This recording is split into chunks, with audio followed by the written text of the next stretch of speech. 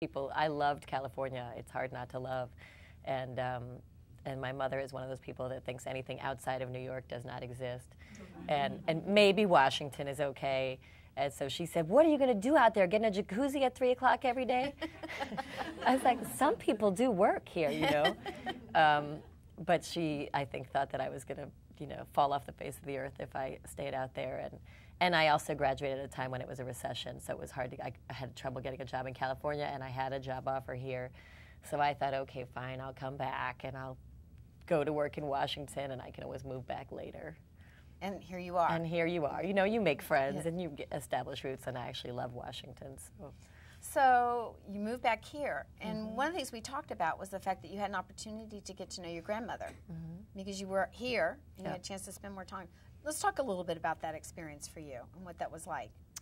Yeah, that's really when I got to know her, is as a grown-up, and I'm the oldest grandchild, and I'm her namesake, and I think, without unduly flattering myself, our personalities were very similar. So we just got along really easily. And also, by the time I knew her, it was later in her life. She was accomplished. She was, I think, writing her book when I came, and still involved in affairs at the Washington Post, but just in a different, she was in a different place. So it was a really great time for me to get to know her, because she didn't want anything from me, and she was single, and I was single, and so a lot of times she'd be like, "What are you doing on Friday night?" And I'd say, "Nothing." So we would end up having dinner on Friday night and eating and watching the Jim Lehrer show on our TV trays, and I would, you know, tell her about my pathetic dating life, and she would crack up, and and she would tell me about her life. And so it was just kind of a fun sort of gossip night, and it was very relaxed, and it was a nice support system, I think. She would take me as her date to movie premieres or whatever, which was fun for me, and she got a date out of it, and, you know, so it was like that. That's excellent.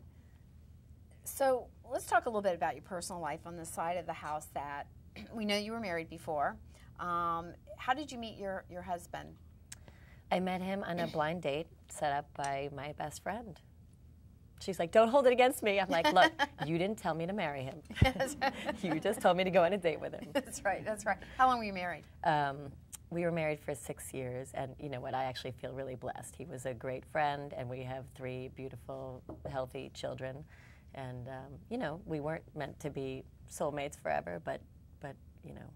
Your journey, this was part of your journey. That's and right. You have 3 beautiful children. How old are your children? 8, 6, and 4. Okay, so you don't have much to manage. No. There's no stress on It's that. quiet. It's Yeah, very it's quiet, yeah. yeah. And 2 dogs, and, you know, it's easy. Yeah, it's no problem. It is easy. 2 dogs and 3 kids. 2 dogs, 3 kids. 1 dog, his tear ducts don't work, and I have to put drops in 3 times a day. It's a piece of cake, really. Yeah, not a problem. And a small job. And a small job. No demands. No demands. no, So it's easy. That's good. That's good, because we're wondering how you do it. So now, Well, you know, they talk about balance, and I think, why? What are they talking about? What- I have it all down. You started this in high school. You got it. Yeah. And your kids go along with the program. schedule No, it, I'm sorry. We can only do this. That's right. Yeah. How do you manage that? And when people say work-life balance, does that make you bristle, or do you think, yeah, it's a balancing act? Or what is your thought about that? Because we have this discussion all the time, and I always bristle when somebody said, "We'll talk about work-life balance." I said, "Is there such a thing? I mean, do you really get it balanced?" Yeah, no, I think that's where I come out, is there is no balance, and I am flying by the seat of my pants far too often, and I just, you know, you're going to drop some balls, and you just hope they're not big ones, and that people will forgive you when you do. And, you know, one time I was driving to work, and I have my girlfriend that set me up with my ex-husband. We talk every morning on the way to work, and I called her. I was like, "I am so tired. You know, I went to bed late, and I woke up at 5:30 in the morning to make cupcakes for 2 of my kids. Have birthdays 5 days apart, and she wanted chocolate cupcakes, and she wanted vanilla cupcakes, and I always let them pick which kind, and then I make them, and then I got to bring them to school." And Molly, my girlfriend, was like, "Have you ever heard of Safeway?" And I was like, I know. Believe me, I thought about it, but then I would be like a bad mom. So, you know, it's that kind of like ridiculousness, you know, like, what am I trying to prove? But I'm trying to prove that I'm not a bad mom, right? Then the 3rd grade or the 2nd grade end of year party, I go in, and I mean, I did my bed. I brought something, and one of the moms had made cookies, in the shape of threes for 3rd grade with perfect piping around the edge and little beads and everything. And I was like, bitch. You know, really? I mean, I get it. I couldn't make those cookies if I had 3 days. And brought in a chef, a master chef to teach me. I couldn't God. do it. Yeah. We all agree we don't like her. But she's very nice. Yeah. Yeah, I agree. Yeah. There are always those moms in class, you know, that always look perfect and show up and do perfect and volunteer times. And my kids always came home and said, Mom, we've got to cook cupcakes or cookies for school. I go, okay, let's go in the kitchen. Oh, not you, Dad. Right. But I was smart. I trained my children early. Don't count on me for a meal. That you know? was good. That was good. It's really a smart thing to do. Yeah. But you have help at home, right? Oh, yeah. Yeah. And nanny and. Yeah. No, I'm lucky enough to be able to do that, and it, you know, I couldn't do it without it. I mean, yeah, I have a. In fact, I sort of adopted my grandmother's housekeeper when my grandmother died. And it's more like having a grandmother in the house, and I cook dinner for her every night because I want to take care of her, and she takes care of me. So, you know, I joke that she's my wife. Yeah. Because we all need a wife, right? Have you ever watched the reality TV series that are really going on now? And there's one that I always do. And the reason I watch reality TV shows is because we've been approached a number of times through Bravo and other stations to do a reality series, and I've declined at this point. But you make me kind of think about Kamorley Simmons has a show, and she runs a major empire and kind of shows how she's keeping it all together. Would you ever be willing to do something like that? Let the cameras in on your life and only if it was a comedy. You know, they see me flying around and forgetting things, and no, I don't think so. I think I like my privacy, and you know, I know how crazy my life is, and I don't need to broadcast it. Yeah, I kind of with you there.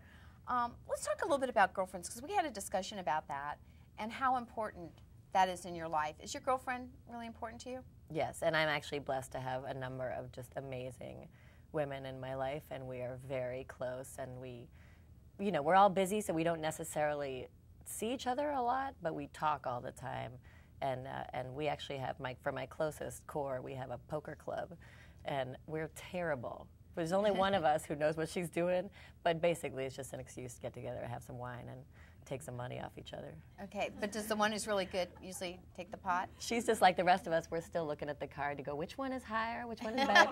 And she's like, oh my God, you're running the Washington Post? I'm so scared. Well, one of your best friends is right across the street from you. That's right. That's the one I talk to every morning. So right there, and you can kind of go up to the window. It's kind of a good thing to know you have an anchor there. Oh, it's great. And sometimes she'll call me. She can see. We can literally see in each other's window. And she'll be like, come on, get up, turn around. What are you wearing? Oh, yeah, that looks good, you know. And I'm in my office alone, and sometimes I'm like, and people walk by, and they're like, what is the publisher doing? So. Hey, you got to dance. Yeah, it's, you know, you got to laugh. You are in great physical shape. Oh, thank you. What do you do to stay in such great shape? You know, I find that I just have to for my sanity. Back in the good old days, I was a smoker, and that was my stress outlet. And then I was like, okay, you know, it's become so hard to smoke, and I knew it was bad for me, and I wanted to see my kids grow up. So I quit cold turkey for the 5th time or something, and I just decided, okay, I'm done with that. So I had to pick some other habit up. And as a dancer, I think you know, I like being in shape, and so I run. And then for my 40th birthday present, I got myself a personal trainer because I figured I needed somebody to say, you know, to count, so I don't have to count, and to tell me how many to do, and so I don't have to think about it. So that's good. That's good because you're in great shape, and I imagine it helps you sustain a very demanding schedule. Yeah, and I think it just keeps your sanity, sort of. Yeah. So excellent.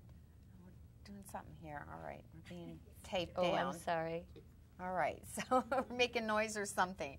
The crew has always got to be here taking care of us. So let's talk about something that's challenging now, and the fact that, well, let's talk about when you joined the Washington Post. What did you start doing? Did you just walk in the first day and say, I'm here, I want to be a publisher? Yeah. Yeah, that's just and they said, cool, we were looking for one. Yeah. No, no, I actually was very hesitant to work at the Post. I was just nervous about what it would be like to work at a family company, and I didn't know if people would resent me. And I thought, well, what if I don't like it? What if I'm not good at it? What if they fire me? So Don, my uncle, who was the publisher at the time, started talking to me about coming even before I moved to Washington, I think. And then, but he made it clear to me that he wanted me to work somewhere else for 3 years. And I'm so grateful for that, because I think it was incredibly valuable to have outside experience. And then there was a job opening came up in the legal department, and my uncle said, you know, this fits your skills. Do you want to come over as a lawyer? And I thought a lot about it, and I turned it down. I just was too nervous. I just thought, God, what if it doesn't work? And then so I stayed longer at the law firm. I had just finished a trial, and I was exhausted. And one of the partners at the law firm sent out an email to all the associates saying the Washington Post is short-staffed by one lawyer. We've agreed to lend them somebody for 3 months. It won't count against you. It'll count towards partnership track. So let me know if you're interested. And he sent this to everybody. And I emailed back, or I called him, I think. And I said, what about me? And he laughed. But I sort of thought, what a perfect way to dip my toe in, because it's a 3-month commitment, and I can always go back to Williams & Connolly, and it will give me a taste of what it's like. And so obviously I stayed. But it was a great way to dip my toe in, and I liked coming with a skill that I actually had. So I ended up working as a lawyer there for 2 years at the newspaper and 2 years at WashingtonPost.com. And then I came back to the paper and started in advertising. So that was the first time I transitioned to the business side. And I've been in advertising since 2000, and I guess in 2005, first I ran the Help Wanted section for a while, which sounds like, I mean, when I went to a cocktail parties and people said, what do you do? And I was like, I run the job section. And their eyes would just glaze over. I was like, no, it's really fascinating. I mean, I just bored the pants off a lot of people. But it actually was fascinating, and it was a great experience. And then I ran all of advertising, which is actually 80% of the newspaper's revenues. And then I took over as publisher last February. Wow. So how did it come to be that you stepped up to that role? Well, obviously, you know, it helped that I have a family connection. So I think there was always a sense, and I was conscious of it when I got there, that if I did well and if I met expectations, that I would move up the management ranks. But I was also grateful that Don shares the same philosophy that my mother does and that I do, which is, you know, I don't ever want to be given anything that I have not earned and that I'm not, you know, going to be good at. You know, it's a public company, and we have shareholders, and they can't give someone a position just because you're part of the family. So I'm certainly blessed, and you know, were I not a Graham, I have no idea where I would be. But I tried to work hard and prove myself every step of the way, and then, you know, it's hard to say exactly how the publisher part came about. Don had his best friend, Bo Jones, who was the general counsel, had been publisher for the prior 7 years, and Don needed more help up in corporate. We own a bunch, you know, Kaplan and Newsweek are part of our stable, and so he needed Bo to come up to corporate and do more of that kind of work. And there were a lot of things that I wanted to change about the way we did business and the way we ran. I saw things that I thought we should be doing, and I would push Don on them and say, I think we should be doing this, I think we should be doing this. And he finally said, well, if you were going to do that, there's only one person that's going to do that. And I was like, oh no, I didn't mean that. I'm fine where I am. I have small kids. So I pushed it off for a while. I was like, I'm not ready. And then I finally decided, you know what? It's like having a baby. You're never going to be ready. You just got to do it. And I think the best advice that Don ever gave me was, he said to me years ago, he said, you know, Catherine, you're not doing it alone. You don't have to be the smartest person in the room. You just have to surround yourself with the smartest people and then listen to them, you know, let them run their businesses. So that made me feel better about it, that, okay, I don't have to save the world. I get a lot of questions sometimes like, what are you doing to save the newspaper? And I'm like, I don't know. I mean, you know, I'm not doing it by myself is the point, and we have incredible people. And so I think I felt like, you know what, I'm not doing this alone. I'm doing it with everybody, and I can do that. And we always take a moment and we stop and say, when we hear these words of wisdom, you don't have to be the smartest person in the room. You have to make sure you have the smartest people around you. And that's really key to whatever you're doing in your life, your business. So I think that that's very profound. What have the holdings that your family, that your empire has? Because I don't think everybody knows. No. Tell us what the holdings are. Well, we've owned Newsweek for some time, the Washington Post, obviously, which also has WashingtonPost.com, Slate.com, which is a political online magazine. We launched Sprig.com about maybe 18 months ago, which is it's a site for women who are interested in buying environmentally friendly clothing that also is fashionable. And then we own Kaplan, which you guys probably know as a test prep division, but it's actually that's a pretty small part of Kaplan's revenues. So Kaplan overall now accounts for more than 50% of the Washington Post company's revenues, but a lot of it is professional development and sort of vocational schools, and they've expanded into Europe and Asia. And then we have a cable company that's based out of Phoenix that has about 750,000 subscribers, and we own 6 television stations around the country, one in Detroit, San Antonio, Miami, Jacksonville, and a couple others. And we used to own half of the Herald Tribune with the New York Times, but then they bought us out a while ago. So I'm trying to think. We have a small newspaper in Everett, Washington. Now, don't be like McCain and not know how many houses you own. No, but this really is not my bailiwick. I run the Washington Post and WashingtonPost.com. So that's your bailiwick. My empire is the newspaper division. So that's your empire. So Don's problem is everything else. So Don then has to kind of oversee and make sure he's got the right people running those pieces. So he must have been really happy when you agreed to step in and take over this piece. Yeah, he looked very relieved. I was like, "What is that about?" No, I think he was happy, and I hope to earn his respect and pride, and Do you spend much time talking to him? And yes, I mean he's my boss, and we it's a sort of funny relationship. I don't know how many of you guys are in family businesses, but obviously he's my uncle, and so we have that relationship. But we also maintain a very professional relationship. I meet with him as my boss once a week for an hour or more, and I update him on the business and the challenges we're facing, and he gives me sometimes tough feedback, which is good, and I respect and appreciate. So we try to really walk that balance of, we have a loving relationship, but we also have a professional one, and, so. How was the board when the decision was made? What was the reaction to bring you on? I don't know, because I wasn't there. No. I think Don had asked me to get to know some of them beforehand, so some of them knew me, and I had presented before them. I think I wasn't there when he got the board's approval, but obviously they gave their approval, and they have to as a public company. I think they probably reflect the sentiment in the company, which is, despite my fears about will people respect me or resent me, I think thanks to my grandmother and my uncle, they have a lot of respect for the family, and they appreciated, at the company anyway, I think they really appreciated that another generation was stepping up. I think it signaled to them that the family and the company is still invested in the Washington Post in a heavy way, and so I hope the board judged me competent and capable and will hold me to the same standards they would hold any publisher to. But I think they also, in fact, Warren Buffett is on our board, and he's, he of course was very close to my grandmother, and so at the first board meeting that I attended, Don asked me to come to a dinner with the board, and I came, and at the end of dinner, Warren Buffett looked at me and he said, "You look like a publisher." I said, "Well, I hope to act like one too." But fascinating.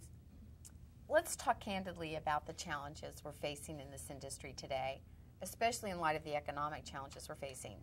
To complicate, complicates everything, and I think everybody is really in a place of uncertainty right now. Where are we going? What should we be doing? Should we be buckling down?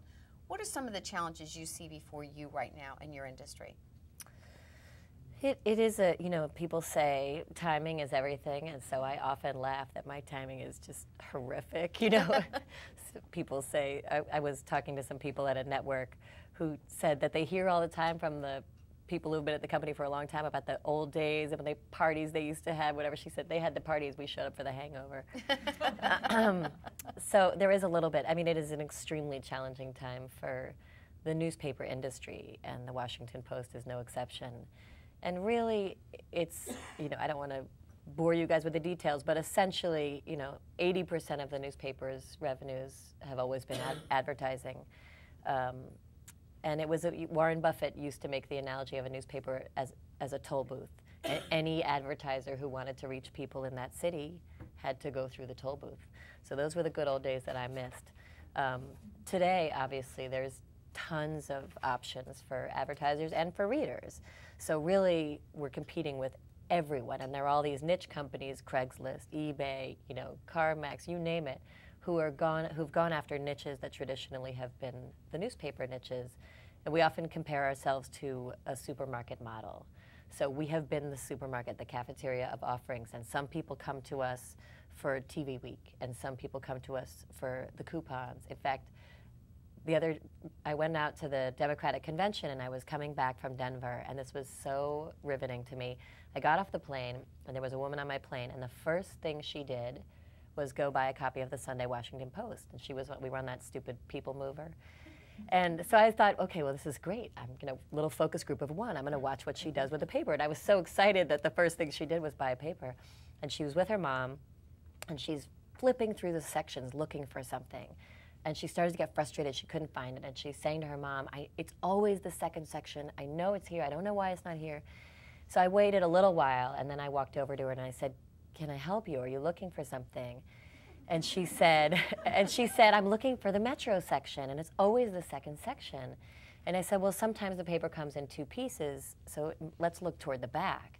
So we looked toward the back, and there was the Metro section. So I stepped back, and I watched to see what she was going to do. And you know what she was looking for? The car wash coupon, which I didn't even know was there. So